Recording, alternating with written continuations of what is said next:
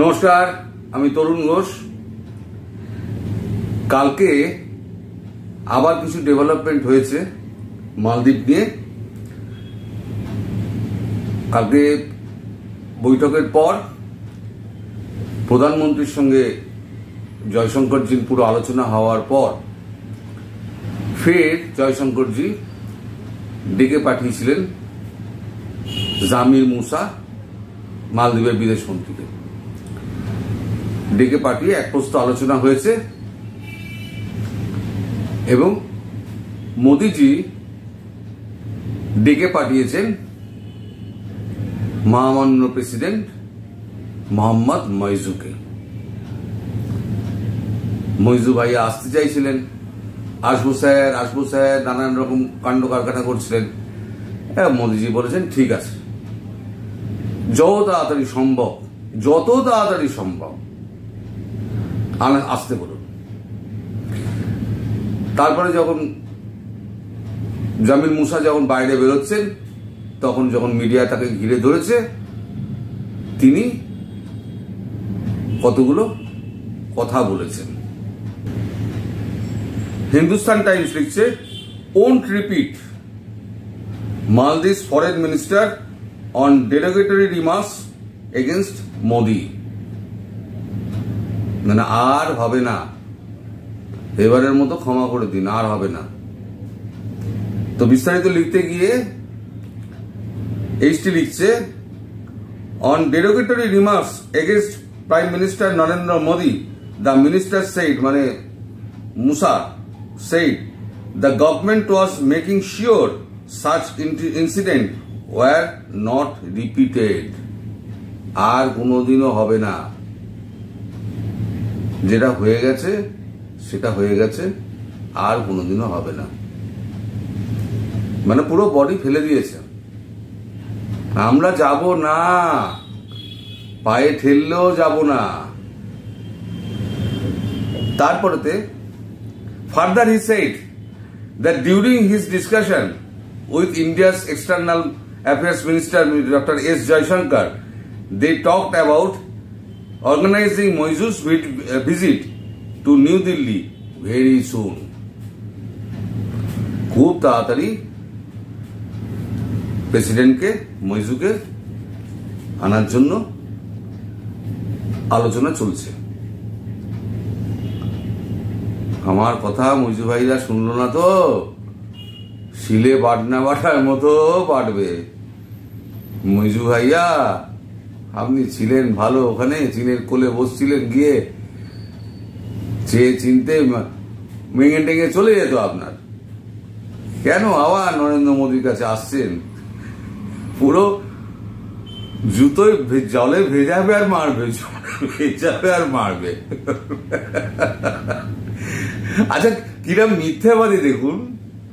মানে মিথ্যাবাদী যখন ওই চায়না নিয়ে যখন কথাবার্তা হচ্ছে না, চায়নার জাহাজ বলেছে না চায়নার জাহাজ, ওর তো এমনি জাহাজ। তখন জয়শঙ্করজি বলেছিলেন তাহলে ওটা কি মার্চেন্ট ভেসেল, ওর সেনাবাহিনীর জাহাজ। তো এবার পাল্টি গিয়েছে কিরকম, আমাদের ডেইলি হান্ট, খুব বিশ্বাসযোগ্য একটা ওয়েব জার্নাল আমাদের বাংলার, ডেইলি হান্ট লিখেছে, আমরা অনুমতি দিইনি চীনের গুপ্তচর জাহাজকে নিয়ে উল্টো সুর মালদ্বীপের গলায়। পুরো অস্বীকার করে গেছে। মানে এখন এমন অবস্থা, গলার কাঁটা হয়ে গেছে, বলছে আমরা জানি না, অনুমতি দিইনি ওই জাহাজকে আসার। আচ্ছা, তোর দেশ যদি আপনার দেশ যদি অনুমতি না দেয়, একটা আস্ত জাহাজ ডক করতে পারে? আমাদের কি বোকা ভেবেছে? যা খুশি তাই বলে যাবে। তবু তো এনাকে তো অল্পের ওপর দিয়ে গেছে। এই যে আলুর খোসা ছাড়ানো হয়েছে, এ তো অল্পের ওপর দিয়ে গেছে। প্রেসিডেন্ট আসুন, উনি এলে বলেছি না, একদিকে থাকবেন জয়শঙ্করজি, একদিকে থাকবে নজির ডোভাল। হাতের তাস তো এখনো খোলা হয়নি, তাস তো একটা একটা করে খোলা হবে। আর তাসগুলো কি সেটা নিয়ে একটুখানি আপনাদের জানিয়ে রাখি আগাম। তাসগুলো হচ্ছে সম্প্রতি মালদ্বীপ তুর্কি থেকে কিছু ড্রোন কিনেছে, এদিকে চেয়ে খাচ্ছে, চেয়ে চিনতে খাচ্ছে, এদিকে তুর্কি থেকে ড্রোন কিনেছে। তুর্কির সঙ্গে কিন্তু অহিনকুল সম্পর্ক ছিল মালদ্বীপের, সেই তুর্কি থেকে ড্রোন কিনেছে কার বুদ্ধিতে? চায়নার বুদ্ধিতে। তার মানে চায়না চাইছে মালদ্বীপ তুর্কির ঘনিষ্ঠ হোক, এবং প্রেসিডেন্ট মইজু চায়নার কথা মেনে নিয়ে একটা জেস্চার দেখানোর জন্য 175টা 178টা ড্রোন উনি তুর্কি থেকে কিনেছেন কয়েক বিলিয়ন টাকা খরচা করে। এতে ভারতের মাথা ব্যথা কেন? ভারতের মাথা ব্যথা হচ্ছে এই কারণে যে চায়না চাইছে পাকিস্তান, চায়না, তুর্কি একটা করিডোর করতে। সেটাকে যদি মালদ্বীপ যদি জুড়ে দেওয়া যায় তাহলে একটা স্টপেজ ব্রেক হবে, ওখানে ওখানে কিছুদিন কাটিয়ে আবার ওখান থেকে আবার তুর্কি চলে যাবে, তুর্কি থেকে মালদ্বীপ, মালদ্বীপ থেকে চায়না, চায়না থেকে পাকিস্তান, বালুচিস্তানে গোয়াদার হতে পারে অথবা করাচি হতে পারে, যে কোনো একটা জায়গায়। এটা হচ্ছে চায়নার প্ল্যান, যে প্ল্যানের অংশীদার এবার হয়েছে মালদ্বীপ। China is our enemy country. You are sitting on the lap of our enemy country. So you are considered as our enemy country. এবার টুটিটা চিপে ধরবেন অজিত দোভালজি। আমি বলছি না বারবার যে অজিত দোভালজি থাকবেন, কেন থাকবেন? টুটিটা চিপে ধরবেন অজিত দোভালজি। কালকে তো জামা কাপড় খুলিয়েছে আমাদের মশার জয়শঙ্করজি, এইবারেতে কোট আর পেন্টুল জানিয়ে সব খোলাবে হচ্ছে অজিত দোভালজি। মইজু ভাইয়া ওর ছাড়াছাড়ি নেই, মইজু ভাইয়া ছাড়াছাড়ি নেই। আচ্ছা, এই দেখে চায়না একটা স্টেটমেন্ট দিয়েছে।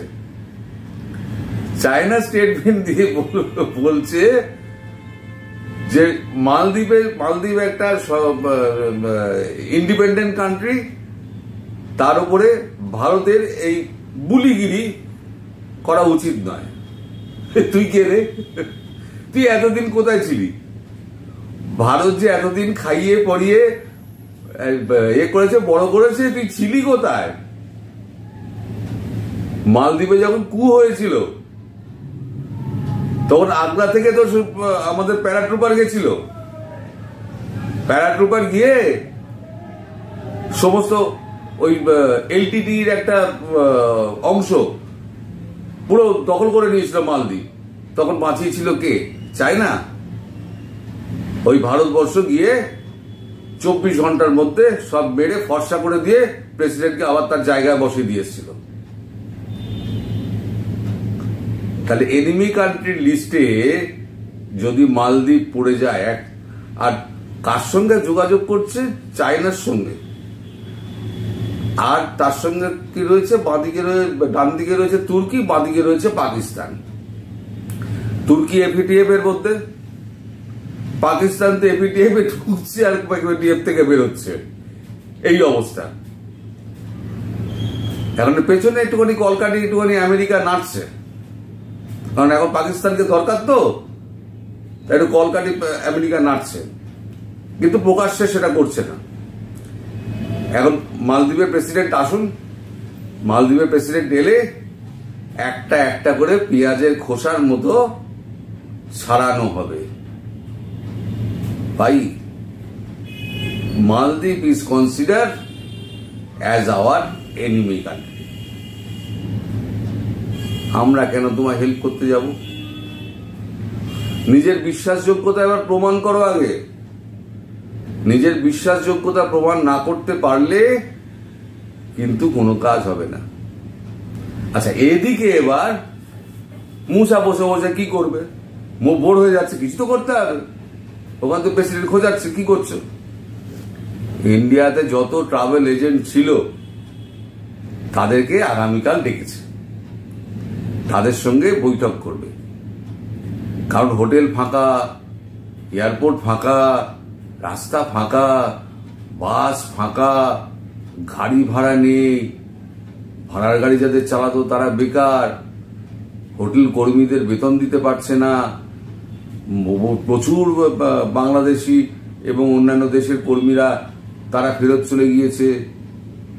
আজকেই ওখান থেকে একটি ছেলে আমাকে লিখেছে, নামটা আমি ভুলে গেলাম, একজন লিখেছেন যে আমরা কি এখানে থাকতে পারবো?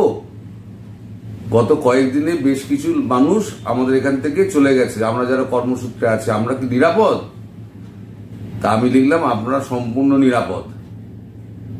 একজন ভারতীয়ের গায়ে হাত পড়বে না, আর একটা ভারতীয়ের গায়ে যদি হাত পড়ে তাহলে মালদ্বীপ বলে দেশটা থাকবে না। 1 ব্যাটালিয়ন কমান্ডো যাবে, 1 ব্যাটালিয়ন যথেষ্ট। ওই তো 3 লাখ 3.5 লাখ লোক, তাও বিচ্ছিন্ন ভাবে 1 ব্যাটালিয়ন পাঠালে মুহূর্তে সাফ হয়ে যাবে। মহামান্য প্রেসিডেন্ট, আপনাকে আমি কিন্তু বারণ করছি, আবার ভেবে দেখুন আসার আগে। আপনার কিন্তু শুধু জামা কাপড় খুলবে না, গেঞ্জি চাঙিয়াটাও খুলে নেবেন। ওটা যেমন গচ্ছিত থাকে না, ওটা ভারত গচ্ছিত রেখে দেবে, আপনাকে পুরো উলঙ্গ করে ছেড়ে দেবেন অজিত দোভাল আর জয়শঙ্করজি, আর বেত নিয়ে বসে থাকবে হচ্ছে মোদিজি। $400 মিলিয়ন তো দিতেই হবে। 1 বিন্দু খাদ্য জল ফলও পাবেন না, নুনও যাবে না, কিচ্ছু যাবে না। মুরগির ঠ্যাং ভুলে যান, পাঁঠার মাংস ভুলে যান। খুব সাবধান, ভালো বলছি, ভুলেও ভারতে আসবেন না। দরকার হলে চায়নার কাছে যান, ভারতের দিকে আসবেন না। হ্যাঁ, আমার কথা যদি না শোনেন, শুনবেন না, কি করা যাবে? আসুন, জুতো খাবেন। দর্শক, আজকে ভিডিওটা এই অবধি শেষ করছি। কালকে যদি এই মুসার যে এটা ডেকেছেন, ভারতীয় ট্যুর অপারেটরদের ডেকেছেন, সে ব্যাপারে যদি কোনো খবর হয়, আর মইজু ভাইয়ার ভিজিট নিয়ে যদি কোনো কনফার্ম খবর হয়, তারপরে নিশ্চয়ই আমি আপডেট দেবো। ততক্ষণ সবাই সুখে থাকবেন, সাবধানে থাকবেন, শান্তিতে থাকবেন। নমস্কার।